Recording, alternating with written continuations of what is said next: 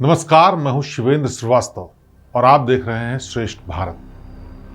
क्या कभी आपने ये सुना है कि किसी जज को फांसी के फंदे पर लटका दिया जाए? कभी आपने ये सुना है कि किसी को फांसी की सजा तो दे दी जाए, लेकिन ये पता न चले कि आखिरकार उसने ये अपराध किया क्यों था? आपने कभी ये सुना है कि जब किसी फांसी की सजा पाए हुए इंसान को आखिरी इच्छा पूछी जाए तो वो ये बताए कि मुझे चाहे जो कुछ कीजिए, लेकिन मैं इस अपराध की वजह आपको नहीं बता सकता। तो आज एक कहानी ऐसी भी में हम बात करेंगे जिस शख्स की, वो शख्स शायद इतिहास का इकलौता शख्स है जिसको फांसी की सजा दी गई। लेकिन इससे पहले कि हम आपको ये कहानी सुनाएं, हम आपको इसके पीछे का पूरा ताना बाना बताते हैं।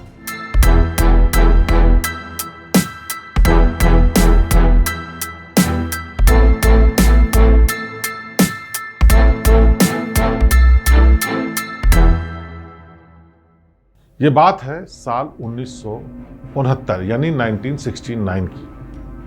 आसाम में एक जगह है, उसका नाम है डुबरी। डुबरी छोटी सी जगह है, लेकिन वहाँ पर तमाम वो इंतज़ाम है जो एक प्रशासन और शासन को चलाए रखने के लिए ज़रूरी होते हैं। यानी वहाँ पर जज हैं, पुलिस वाले हैं, प्रशासन के तमाम दफ्तर हैं, तमाम सरकारी ऑफिसेज हैं और सब कुछ बाकी वैसा ही है जैसे बड़े शहरों में भी होता है। लेकिन जगह छोटी होने की वजह से वहाँ पर संसाधनों की उतनी ज़्यादा ज़्यादती नहीं थी, यानी बहुत अच्छे संसाधन नहीं थे। रहने के लिए घर और सरकारी बंगले भी हैं, मार्केट और तमाम चीज़ें भी हैं, लेकिन वो सारी चीज़ें नहीं हैं जैसे कि बड़े शहरों में होती हैं। इसीलिए इतनी छोटी जगह पर लोग एक दूसरे को अच्छे से जानते भी हैं। तो बात है 1969 की और वहाँ पर एक जज ट्रांसफ़र होकर के आए। उनका नाम था उपेंद्र राजखोवा।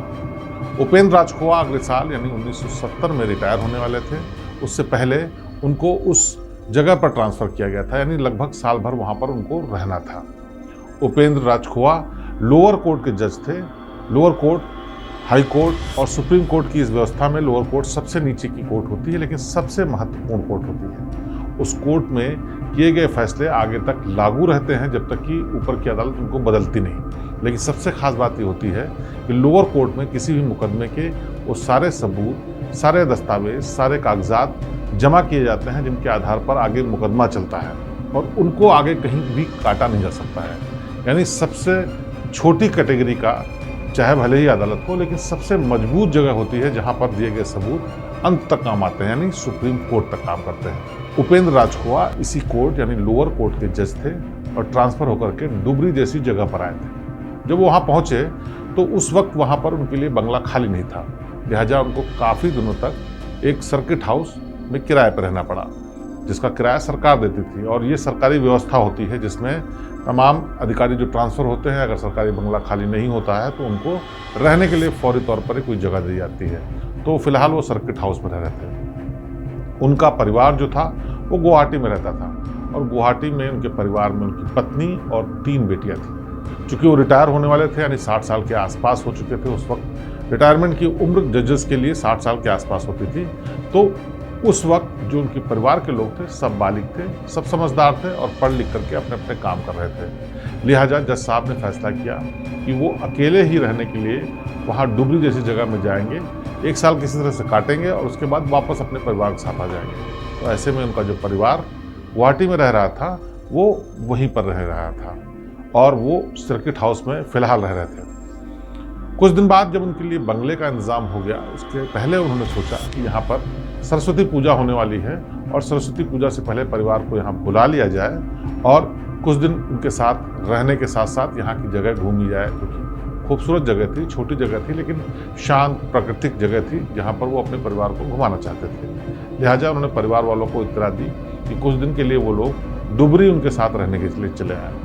इसी बीच जज साहब को सरकारी बंगला अलॉट हो गया और डुबरी के ही एक सरकारी क्वार्टर में उनको शिफ्ट कर दिया गया। छोटी जगहों पर जो सरकारी बंगले होते हैं, चाहे वो जिलाधिकारी का बंगला हो, पुलिस अफसर का बंगला हो या जजेस का बंगला हो, वो प्राइम प्लेस पर तो होते ही हैं, लेकिन उनका एरिया काफ़ी बड़ा होता है। यानी उसमें लॉन भी होगा, किचन भी होगा, सर्वेंट क्वार्टर भी होंगे, जो ड्राइविंग के लिए जगह होती है वो भी होगी, गैराज भी होगा और रहने के लिए जगह भी होती है। तो अच्छा खासा बड़ा बंगला उनको वहाँ रहने के लिए मिला। लिहाजा एक बार उन्होंने परिवार से फिर कहा कि कुछ दिन के लिए यहाँ पर आएँ और उनके साथ रहें आकर के। लेकिन परिवार लगातार ये कह रहा था कि पढ़ाई का चक्कर है, काम का चक्कर है, इसलिए वो नहीं आना चाहते हैं। कई बार जज साहब के कहने के बाद उनकी पत्नी और उनकी एक बेटी उनके साथ रहने के लिए वहाँ पर आ गई और उनके साथ रहने के दौरान इलाके को घूमना शुरू किया, उन्होंने देखना शुरू किया। इसी बीच सरस्वती पूजा भी आ गई। सरस्वती पूजा का एक ऐसा त्यौहार होता है जिसमें आसाम में, पूरे आसाम में बड़ी पूजा होती है, बड़े विहंगम दृश्य होते हैं और बहुत धूमधाम से मनाया जाता है। और फरवरी के महीने में हल्की सी ठंड होती है, इसलिए लोग बाहर निकल कर घूमते भी हैं, पूजा पंडाल देखते हैं, इसके अलावा तमाम और दूसरे काम भी आराम से करते हैं। तो ऐसे मौके पर जब इनका परिवार पहुंचा तो जज साहब भी चूँकि नए नए वहाँ पर गए थे, उनके पास बहुत ज़्यादा काम इकट्ठे नहीं आया था और नए नए घर में शिफ्ट हुए थे, तो उन्होंने तय किया कि परिवार को वो घुमाने ले जाएंगे। लिहाजा जज साहब अपने परिवार यानी पत्नी और बड़ी बेटी को ले जा करके घुमाने के लिए मार्केट में गए। उस दिन उन्होंने अपने परिवार के साथ साथ जो तमाम नौकर थे, घर में रहने वाले अर्दली थे या रसोइयाँ था, उनको भी छुट्टी दी कि आप लोग भी जाइए और घूम फिर करके आइए। ये बात तब की है जब परिवार के लोग तमाम नौकरों चाकरों से घुल मिल चुके थे, उनके साथ भी आना जाना उनका शुरू हो गया था। छोटी जगहों पर लोग जल्दी घुल मिल जाते हैं और ऐसे में अगर किसी बड़े अफसर का स्टाफ और परिवार के लोग हों तो उन लोगों के बीच में जल्दी सामंजस्य बैठ जाता है, क्योंकि उनको पता होता है कि इन लोगों के साथ कई साल तक अभी हमें रहना है और इसीलिए नौकर चाकर बना के भी चलते हैं। अभी परिवार को वहाँ आए हुए एक हफ्ता ही हुआ था, लेकिन एक दिन जज साहब ने कहा कि अगले साल मेरा रिटायरमेंट है, लिहाजा मैं चाहता हूँ कि इस पूरे बंगले में जो चीज़ें हैं उनको अपने तरीके से दुरुस्त कर दूँ, ताकि मेरे बाद जो जज आए वो ऐसा ना समझे कि मैं ठीक से यहाँ नहीं रहता था। इसके लिए उन्होंने नौकरों को बुलाया और कहा कि लॉन में लगे हुए जो तमाम पेड़ हैं उनको छांट दो, जिससे यहाँ पर धूप अच्छे से आए। इसके साथ ही साथ उन्होंने बोला एक किचन के पीछे की तरफ और एक सामने के लॉन की तरफ गड्ढा करने के लिए कहा। जब गड्ढा करने के लिए कहा तो नौकरों ने कहा कि गड्ढा करने की क्या ज़रूरत है साहब। ऐसे में जज साहब ने उनको जवाब दिया कि दरअसल यहाँ पर पेड़ जो लगे हुए हैं बहुत पुराने लगे हुए हैं, वो चाहते हैं कि जब नए जज आए तो उनको स्वागत अच्छे से हो, इसीलिए वो चाहते हैं कि विशेष रूप से कुछ पौधे लाना चाहते हैं और यहाँ लगाना चाहते हैं। जब वो रिटायर होकर के यहाँ से जाएंगे उसके बाद नए जब जज आएंगे तो उनको देख करके अच्छा लगेगा, लिहाजा वो चाहते हैं यहाँ पर बड़े बड़े 2 पेड़ लगवाए जाए। ये कह करके उन्होंने नौकरों से 2 जगह पर वहाँ पर गड्ढे खुदवाए। हालांकि उनकी पत्नी ने मना किया कि ये सब करने की क्या ज़रूरत है, लेकिन फिर भी उन्होंने कहा कि नहीं, घर की सुंदरता बढ़ाने के लिए किया जाना जरूरी है, इसीलिए वो गड्ढा खुदवाना चाहते हैं। बहरहाल जज साहब के आदेश पर नौकरों ने 2 गड्ढे खोद दिए और उसके बाद वो अपने घर चले गए। अगले दिन फिर जज साहब शाम को एक बार फिर से परिवार के साथ सरस्वती पूजा को देखने के लिए, घूमने के लिए बाहर निकले और उसी दौरान उन्होंने रसोइयों और नौकर अर्दली सबको कहा कि आप लोग भी घूमने चले जाएं, क्योंकि वो नहीं चाहते कि उनके नौकर उनके साथ बंधे रहें, उन्हें भी अपना व्यक्तिगत जीवन जीने का अधिकार है। इंसिस्ट करने के पर नौकर पहले तो मना करते रहे, लेकिन फिर जब जज साहब ने कहा कि नहीं आप लोग जाइए, तो वो लोग भी घूमने के लिए अपने घरों के लिए निकल गए। जज साहब अपने परिवार के साथ करीब 10 साढ़े 10 बजे घर लौट करके आए और उसके बाद पूरे परिवार ने खाना खाया और फिर अगले दिन की सुबह हो गई। सुबह जब नौकर वहाँ लौट करके आए तो उन्होंने देखा कि जज साहब तो वहाँ मौजूद हैं, लेकिन उनकी पत्नी और बेटी मौजूद नहीं है। ऐसे में रसोइये ने पूछा कि साहब क्या मैडम और बेटी कहीं बाहर गए हुए हैं, क्योंकि उनके हिसाब से भी खाना बनाना है। जज साहब ने जवाब दिया कि नहीं, उनके लिए खाना बनाने की ज़रूरत नहीं है, क्योंकि वो बिल्कुल सुबह सुबह वापस चले गए हैं, क्योंकि कोई अर्जेंट काम आ गया था जिसकी वजह से उनको जाना पड़ा। ऐसे में नौकर ने भी कहा कि अगर उन्हें वापस जाना था तो बता देते, गाड़ी ड्राइवर तमाम इंतज़ाम हो जाता, लेकिन वो अचानक से चले गए हैं, ऐसे में आपने हमें सेवा का मौका नहीं दिया। जज साहब ने कहा नहीं, अर्जेंसी इतनी ज़्यादा थी कि किसी को बुलाने की ज़रूरत नहीं थी, मैंने खुद ही उनको गाड़ी से छोड़ दिया है और वो वापस दिल्ली चले गए हैं, दिल्ली उनको किसी काम से जाना है। नौकरों को थोड़ी सी आशंका हुई, लेकिन उन्होंने जज साहब से कोई बहस नहीं की और उनकी बात मान करके काम पे अपने चले गए। लेकिन कुछ देर बाद उनके रसोइये ने देखा कि जो जज साहब ने 2 गड्ढे खुदवाए थे उनमें से एक गड्ढे को बंद कर दिया गया है। जब ये हुआ तो जज साहब से उसने फिर से पूछा कि जज साहब आपने इस गड्ढे को खुदवाया था लेकिन इसको बंद कर दिया गया, आखिर वजह क्या है? तो ऐसे में जज साहब ने जवाब दिया कि मैडम ने कल बहुत नाराज़गी जताई कि बेकार में यहाँ पर पौधे लगाने की क्या ज़रूरत है, इसीलिए उन्होंने जिद करते हुए एक गड्ढे को बंद करवा दिया। हालांकि दूसरे गड्ढे में वो पेड़ अभी भी लगवाएंगे। हालांकि ये घटना उन नौकरों के सामने हुई थी, उनको शक भी हो रहा था, लेकिन इस बात पर नौकर चुप हो गए कि कल मैडम इस बात के लिए लड़ तो रही थी, बहस तो कर रही थी, लिहाजा हो सकता है जज साहब जो बोल रहे हों वो बात सच हो, और उसके बाद वो अपने काम में लग गए। अब इस घटना के 3-4 दिन गुजर चुके थे। जज साहब अपने काम पर जाना शुरू कर चुके थे, नौकर अपने काम करते थे और वक्त बीतता जा रहा था। अचानक से एक दिन जज साहब ने कहा कि यहाँ मेरे रिटायरमेंट में कुछ और अभी वक्त बाकी है और उससे पहले मैं चाहता हूँ कि मेरे दोनों बच्चे भी इस जगह को देख लें, लिहाजा उनको बुलाना चाहता हूँ। इस पर नौकरों ने कहा, हाँ बेशक साहब, आपको बुलाना चाहिए। और ये बात सुनने के बाद जज साहब ने फिर से एक बार अपने दोनों बेटियों को फ़ोन किया जो कि सिलीगुड़ी में रिश्तेदारों के साथ रहती थी। उनको कहा कि वो लोग भी यहाँ पर कुछ दिन के लिए आ जाएं ताकि वो लोग भी ये जगह देख लें। लेकिन बेटियों ने कहा कि उनके इम्तिहान होने वाले हैं, उन्हें अपना काम है, लिहाजा वो नहीं आ सकते। रिश्तेदारों ने भी कहा कि ऐसी क्या ज़रूरत है, अभी आपकी बड़ी बेटी और पत्नी वहाँ पर हैं, इन दोनों बेटियों को बुलाने की ज़रूरत नहीं है, आप फिर कभी वो लोग आ जाएंगे। लेकिन पिता ने यानी जज ने फिर से जब इंसिस्ट किया तो 1 हफ्ते के बाद दोनों बेटियाँ वहाँ पर पहुँच गईं। ये भी फरवरी का महीना था, लेकिन साल था 1970। जज उपेंद्र राजखुआ रिटायर हो चुके थे, लेकिन सरकारी सिस्टम में व्यवस्था होती है कि अगर कोई बड़ा अधिकारी रिटायर होता है तो उसको कुछ दिन रहने के लिए बंगला दिया जाता है ताकि वो अपने सामान को शिफ्ट कर सके, अपना दूसरा इंतज़ाम कर सके। लिहाजा करीब महीना भर हो जाने के बावजूद भी जज साहब अपने सरकारी बंगले में ही रह रहे थे। इसी बीच उन्होंने अपने परिवार की दोनों बेटियों को भी वहाँ पर बुला लिया। फिर वही सिलसिला, बेटियाँ जब पहुँची तो बेटियों ने पूछा कि आखिरकार माँ और बड़ी बहन कहाँ है। उन्होंने कोई बहाना बनाया, कहा कि दिल्ली इनको अचानक से जाना पड़ गया और वो वहाँ पर हैं, लिहाजा वो लोग यहाँ पर रहें। नौकरों ने बहस होते हुए देखी, लेकिन वो परिवार के बीच में नहीं पड़ना चाहते थे, लिहाजा किसी ने कोई सवाल नहीं किया। नौकर एक बार फिर से रात में खाना लगाने के बाद और बाकी काम निपटाने के बाद अपने क्वार्टर में सोने के लिए चले गए। अगले दिन फिर सुबह नज़ारा बदला हुआ था।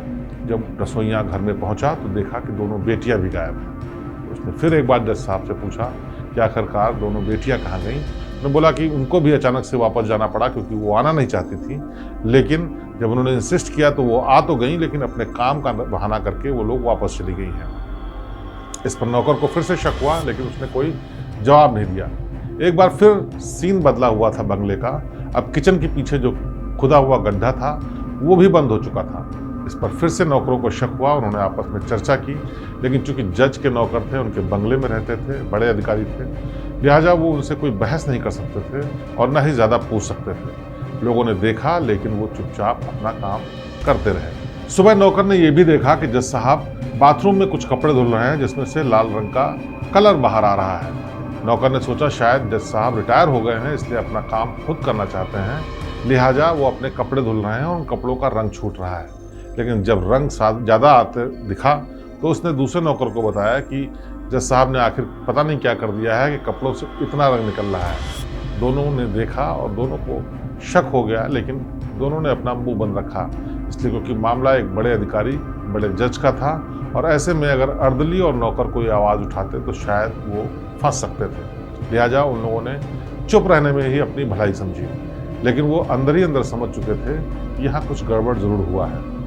इस घटना को भी कई दिन गुजर गए, लेकिन किसी ने कोई मुंह नहीं खोला। इस बीच कुछ रिश्तेदारों के जज साहब के पास फ़ोन आ रहे थे कि आखिरकार पत्नी और बेटियां कहाँ चली गई हैं। तो जज साहब किसी को कुछ बहाना बताते, किसी को कुछ बहाना बताते, लेकिन असली वजह किसी को भी नहीं पता चल रही थी। अब जज साहब को वहाँ रहते हुए काफ़ी वक्त गुजर चुका था, बंगला खाली करने का मौका आ चुका था, वो गड्ढे पट चुके थे, ग्रीनरी आ चुकी थी, पूरा लॉन सज चुका था। रिटायरमेंट होने के बाद जज साहब ने अकेले ही पूरा मकान शिफ्ट कर लिया और उन्होंने बताया कि वो अब दिल्ली अपने परिवार के पास जाएंगे पहले, फिर उसके बाद सिलीगुड़ी में ही सारा परिवार एक साथ रहेगा।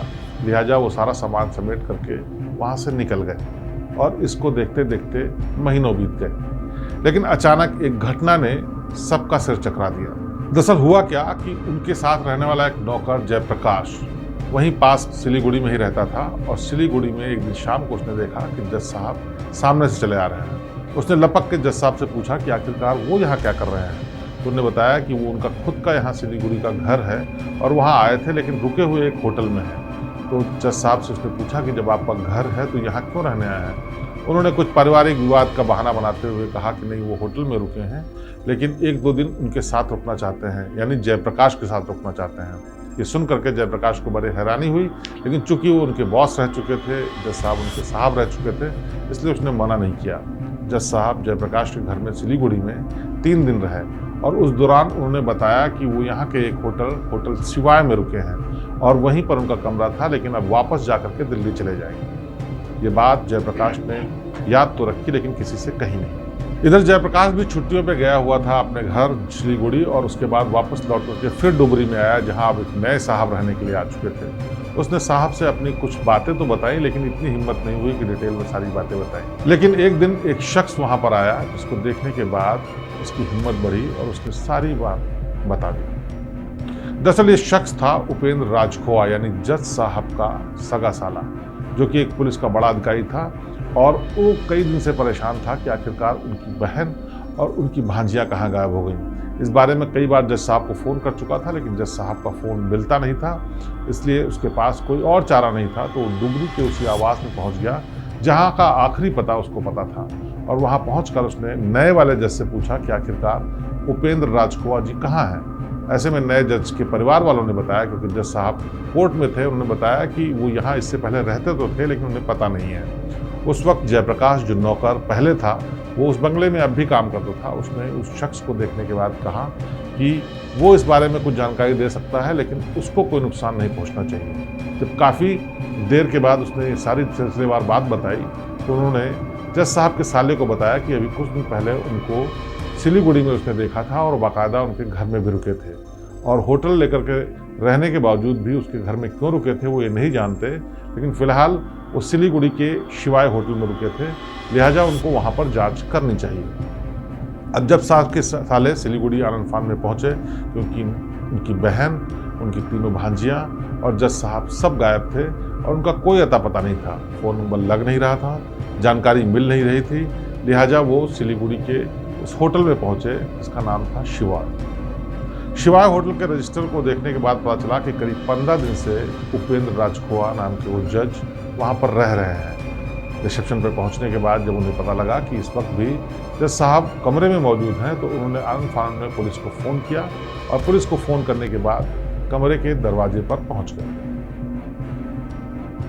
जैसे ही कमरे के दरवाजे को दस्तक दिया, दरवाज़ा खुद उपेंद्र राजखोवा यानी जज साहब ने खोला।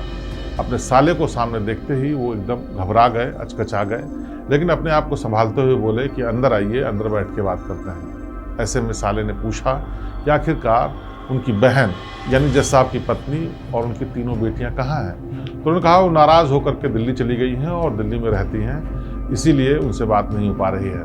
इस पर साले साहब ने कहा कि दिल्ली में जहाँ भी हो वहाँ वो संपर्क करना चाहते हैं। लेकिन फिर उन्होंने बात बदल दी, उन्होंने बताया कि अपने दोस्त के यहाँ गई हैं। फिर उन्होंने बात बदल दी, कहा कहीं घूमने गई हैं। फिर उन्होंने बताया कि जहाँ भी गई हैं उनका नंबर नहीं है। यानी बहानेबाजी का एक लंबा सिलसिला चलता रहा, और बार बार के सवालों के बाद जज साहब ये नहीं बता रहे थे कि आखिरकार वो लोग असलियत में हैं कहाँ। जब इस पर बहस बढ़ गई और उनके साले ने लगातार बहस करनी शुरू की, पुलिस ने भी पूछताछ शुरू की, तो थोड़ी देर बाद जज साहब ने कहा कि जो कुछ भी है वो मुंह से नहीं बताना चाहते, वो हाथ से कागज़ पर लिख करके देंगे। आनंद फानन में वहाँ पर एक कॉपी और पेन का इंतजाम किया गया, जिस पर जज साहब यानी उपेंद्र राजखोवा ने लिखा। वो कहानी बेहद हैरान करने वाली थी। उन्होंने कागज़ पर लिख करके बताया कि उनकी पत्नी और बेटी वहाँ पर आई थी, जहाँ पर वो घूमने के लिए गए थे, लेकिन अचानक उनकी पत्नी और बेटी ब्रह्मपुत्र नदी के पास फॉल में गिरने की वजह से उनकी मौत हो गई, और वो नदी में बह गए। लिहाजा उनकी लाश के बारे में उनको नहीं पता है, उनकी मौत हो चुकी है। उन्होंने पहली बार ये स्वीकार किया कि उनकी पत्नी की मौत हो चुकी है। जब उनसे पूछा गया कि बाकी की दोनों छोटी बेटियों का क्या हुआ, तो उन्होंने वही कहानी दोहराई कि जब वो दोनों बेटियां आईं तो पहले वो नहीं चाहते थे पत्नी और बड़ी बेटी के बारे में बताने को, लेकिन जब उन्होंने बताया और उनको दिखाने के लिए ब्रह्मपुत्र नदी के पास ले गए, तो दोनों बेटियों ने भी कूदकर अपनी जान दे दी। यानी चारों लोगों ने जान दे दी, और उसमें जज साहब का कोई रोल नहीं है। ये कहानी इतनी हैरान करने वाली थी, ना यकीन करने वाली थी, कि पुलिस समेत उनके साले साहब ने इसको नकार दिया। फिर बात तय हुई कि सख्ती से इस पर पूछताछ की जाए। काफ़ी देर की कोशिश के बाद, परिवार वालों से बातचीत कराने के बाद, जज साहब ने कहानी फिर से बदल दी, और अब जो कहानी बताई वो बेहद हैरान करने वाली थी। जज साहब ने लेकिन इस बार भी सही कहानी नहीं बताई। उन्होंने इस बार भी घुमा फिरा करके मामला इस तरफ लाने की कोशिश की कि तीनों बेटियों ने और पत्नी ने अपनी जान आपसी झगड़े में दे दी है। यानी उसमें फिर जज साहब का कोई रोल नहीं था, लेकिन उन्होंने जान दे दी है। अब सारे पुलिस वाले, उनके साले साहब, सारे लोग बहुत ही हैरान थे कि आखिरकार इस मामले का खुलासा क्या किया जाए। दरअसल मामला एक जज का था, इसलिए पुलिस किसी तरह की सख्ती नहीं कर सकती थी। कानून के दायरे में ही हर चीज़ होनी थी, पूछताछ भी, और किसी भी तरीके से जब तक सबूत ना मिले या फिर कोई एक्सेप्टेंस ना हो तब तक इस मामले में कोई एक्शन नहीं लिया जाता था। आला अधिकारियों से जिक्र किया गया, उनसे सलाह मशवरा लिया गया, उनके निर्देश पर आखिर तय ये किया गया कि शक के आधार पर और जिस तरह के माहौल, जिस तरह का सबूत मिल रहे हैं उसके आधार पर फिलहाल जज साहब को हिरासत में ले लिया जाए। हिरासत में लेने के बाद कुछ एक पुलिस वालों ने सख्ती से पूछताछ की। जब सख्ती से पूछताछ की तो जज साहब टूट गए। उन्होंने जो कहानी बताई वो अब बेहद हैरान करने वाली थी। दरअसल जज साहब ने बताया कि हर एक चीज़ का वो सबूत दे देंगे, लेकिन इस पूरे मामले में क्या क्यों किया गया वो कुछ नहीं बताएंगे। बहरहाल पुलिस चाहती थी कि मामला खुले, इसलिए उनकी इस बात को मानते हुए पुलिस वाले जज साहब को लेकर के उनके डुबरी वाले बंगले पर गए। बंगले में जाते ही उन्होंने इशारा किया कि यहाँ पर जो 2 ताजे बने हुए गड्ढे हैं जिनको मिट्टी से पाट दिया गया है और जिन पर अब घास आ गई है, वो दरअसल उनकी बेटियों और पत्नी की कब्र है, यानी इसी के भीतर इन लोगों को दफनाया गया था। सबसे पहले किचन वाले पीछे की तरफ गड्ढे को खोदा गया, उसमें उनके दोनों बेटियों के सड़े गले हुए शव मिले और फिर सामने वाले गड्ढे को खोदा गया जिसमें उनकी पत्नी और बड़ी बेटी का शव मिला। लेकिन आखिरकार सबके मन में सवाल ये था कि जज साहब ने अपनी तीनों बेटियों और पत्नी की हत्या की क्यों। इस सवाल का जवाब जब तक नहीं मिलता, तब तक मोटिव क्लियर नहीं होता, तब तक ये भी तय नहीं होता कि आखिरकार एक जज जो सालों साल न्याय करता रहा, करीब 35-40 साल उसने अदालत में बैठकर लोगों की किस्मत का फैसला किया, सही गलत का ज्ञान दिया, वो ऐसी हरकत कैसे कर सकता है और उसके पीछे क्या इतनी बड़ी वजह थी। मामला एक जज से जुड़ा हुआ था और इतना हीनियस क्राइम था, देखते ही देखते जैसे एक खबर फैली, लोगों में चर्चा का विषय बन गया कि कैसे एक जज ने अपने पूरे परिवार को खत्म कर दिया। अब सबके मन में यही सवाल था कि आखिरकार इतनी कौन सी बड़ी वजह हो गई जिसकी वजह से इस जज ने अपने पूरे परिवार को खत्म कर दिया। सब कोई बस यही जानना चाहता था। अखबारों में खबरें छप रही थी, तरह तरह के कयास लगाए जा रहे थे, लोग अपनी तरफ से अंदेशा जता रहे थे कि इस वजह से होगा। किसी ने चरित्र पर सवाल उठाया, किसी ने झगड़े को, किसी ने विवाद को, किसी ने प्रॉपर्टी को, किसी ने परिवार के और दूसरे मुद्दों को उठाया, लेकिन कोई अभी तय नहीं कर पा रहा था कि कारण वजह क्या है। पुलिस ने इस मामले में जांच शुरू की और पुलिस ने लगातार पूछताछ भी शुरू की, लेकिन हैरानी की बात यह है कि पुलिस की तमाम पूछताछ के बाद भी जज ने ये नहीं बताया कि आखिरकार उन्होंने अपनी पत्नी और बच्चों की हत्या क्यों की थी। अब पुलिस एक तरफ अपनी जांच कर रही थी, जज साहब को जुडिशियल कस्टडी में जेल भेज दिया गया था और अदालत में मामला शुरू हो चुका था। ये महीना था अगस्त 1970 का, जब उनके खिलाफ मुकदमा शुरू हुआ और उसकी जांच शुरू हुई। लेकिन सबसे बड़ा कारण क्या था, क्या मोटिव था, ये पता करना था, लेकिन अभी तक किसी को कोई कारण पता ही नहीं चल पा रहा था।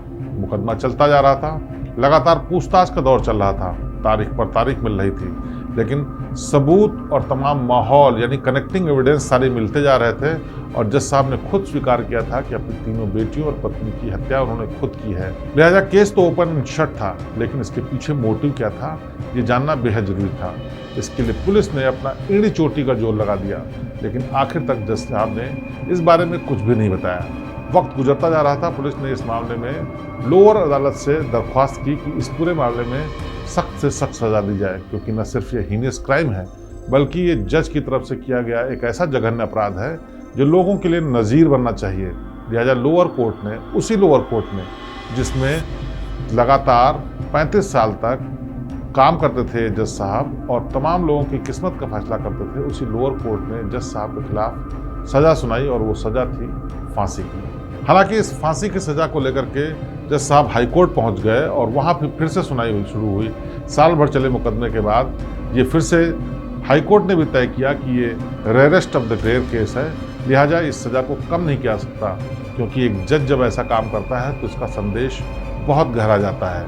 ऐसे में अगर सज़ा सख्त नहीं होगी तो लोगों को कोई उदाहरण नहीं मिलेगा, लोगों को कोई तसल्ली नहीं होती। लिहाजा हाई कोर्ट ने भी उनकी सज़ा को बरकरार रखते हुए फांसी की सज़ा सुनाई। अब जज साहब सुप्रीम कोर्ट पहुंचे, लेकिन सुप्रीम कोर्ट ने भी वही मामला देखते हुए कि एक जज ने इतना जघन्य हत्याकांड किया है, हाई कोर्ट ने भी सज़ा को बरकरार किया है। लोअर कोर्ट ने तमाम सबूतों और गवाहों के आधार पर इस पूरे मामले को देखा है, लिहाजा ये सज़ा बिल्कुल ठीक है। इस पूरे मामले में जज साहब के साथ एक उनका नौकर भी मिला हुआ था, उसको भी गिरफ्तार किया गया था। उस नौकर ने भी मामले के बारे में तफसील से बताया था, लेकिन उसको भी नहीं पता था कि आखिरकार जज साहब ने हत्या क्यों की। उसका रोल इतना था कि जब जज साहब ने लाश को दफनाने के लिए, ठिकाने लगाने के लिए गड्ढा जो खुदवाया था, उसमें उस नौकर ने उसके साथ जा करके उन लाशों को दफनाया था। लेकिन पूरे मामले में 120 बी यानी कि साजिश में शामिल होने का अपराधी मानते हुए उनको भी बराबर की सजा सुनाई और उसको भी जेल में रखा था। लेकिन उसको भी नहीं पता था कि आखिरकार जज साहब ने क्यों ये हत्याएं की हैं। सुप्रीम कोर्ट ने सुनवाई के दौरान कई बार वकील के जरिए और कई बार जज ने, जो कि सुप्रीम कोर्ट के जज थे, उन्होंने सीधे सीधे भी इन जज से यानी उपेंद्र राजखोवा से पूछा कि आखिरकार आपने ऐसी हत्याएं क्यों की। लेकिन उन्होंने सब बातों का जवाब दिया, हर अपराध को एक्सेप्ट किया, लेकिन ये नहीं बताया कि आखिरकार उन्होंने ये कत्ल क्यों किए। लोगों के कयास का दौर चलता रहा और लोग सोचते रहे कि आखिरकार क्यों इस हत्याकांड को अंजाम दिया। लेकिन लोगों का मानना यह है कि शायद उनको कुछ ऐसी शिकायत थी परिवार से, शायद कुछ ऐसा मामला हो गया था, शायद कुछ ऐसा हो गया था जिसको वो बर्दाश्त नहीं कर पाया और उसके बाद उन्होंने इन हत्याओं को अंजाम दिया। लेकिन उन वजहों को, उन कारणों को, उस वजह को, उस चीज़ को वो सामने भी नहीं आना चाहते थे, जिससे कि समाज में किसी तरह की बदनामी न हो। लिहाजा उन्होंने कभी कोई वजह नहीं बताई। जब उपेंद्र राजखोवा को फांसी के फंदे की तरफ ले जाया जा रहा था, इस पर जब स्टाफ ने पूछा कि चलिए आप अपनी आखिरी इच्छा तो बता दीजिए, इस पर जज उपेंद्र राजखोवा ने बताया कि उनकी आखिरी इच्छा ये है कि उनसे ये न जानने की कोशिश की जाए कि आखिरकार उन्होंने अपनी पत्नी और 3 बालिग बेटियों की हत्या क्यों की है। अब वजह चाहे जो रही हो, लेकिन एक शख्स, एक जज जो लोगों के लिए न्याय का देवता था, जो लोगों को न्याय देता था, उसने इतने बड़े जघन्य हत्याकांड को अंजाम दिया।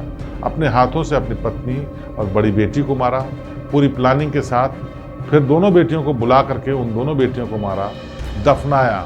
लेकिन वो ये नहीं बताना चाहता था कि आखिरकार उसने इन सबको मारा क्यों। जज साहब को फांसी दे दी गई और आज भी ये राज ही है कि आखिरकार 4 हत्याओं को करने वाला ये जज किस वजह से इतना उत्तेजित हो चुका था, किस वजह से इतना वहशी हो गया कि अपने हाथों अपने पूरे परिवार को खत्म कर दिया, लेकिन मारने की वजह आज तक नहीं बताई। तो आज की एक कहानी ऐसी भी, इसमें हमने बताया कि कैसे एक जज ने अपने पूरे परिवार को रिटायरमेंट के बाद खत्म कर दिया, बेदर्दी से उनका कत्ल किया, दफनाया और सबूत भी मिटाने की कोशिश की। जब वो पकड़ा गया तो उसने बताया कि आखिरकार उसने ही खुद कत्ल किए हैं, लेकिन ये कभी नहीं बताया कि उसने ये हत्याएं क्यों की, यानी इस पूरे केस का मोटिव नहीं बताया।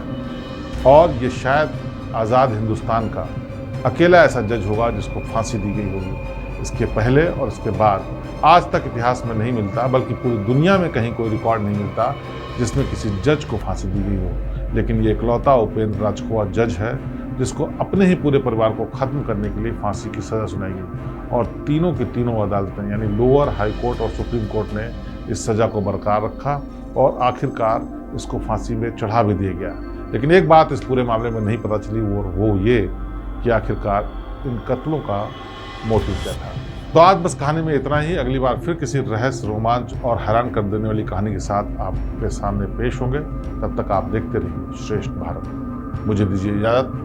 नमस्कार।